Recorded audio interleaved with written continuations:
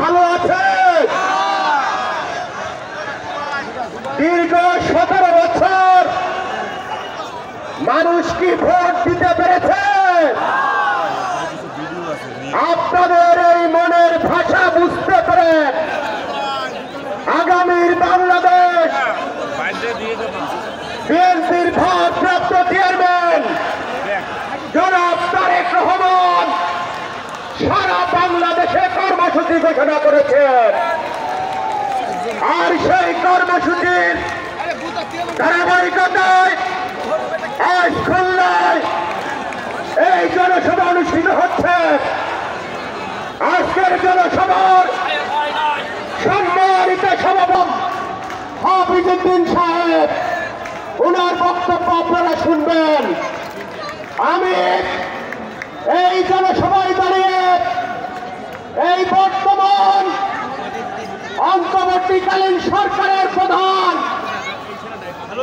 একজন বিশ্বনন্দিত ব্যক্তিত্ব ডক্টর ইউনূসের উদ্দেশ্যে বলতে চাই,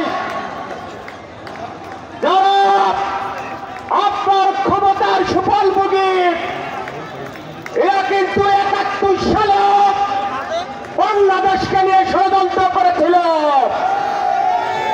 আবারও নতুন করে বাংলাদেশের মানুষের ভোটের অধিকার থেকে বঞ্চিত রাখার জন্য নির্বাচনকে সংস্কারের নামে পায়তারা করছে, পিছিয়ে দেওয়ার।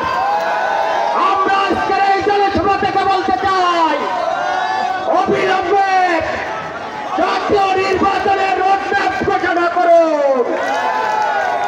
অবিলম্বে জাতীয় নির্বাচনের রোডম্যাপ ঘোষণা করুন। তা না হলে এই খুলনা রাজপথে দীর্ঘ 17 বছর পুলিশের বিরুদ্ধে যুদ্ধ করেছে, পিছপা হয়নি।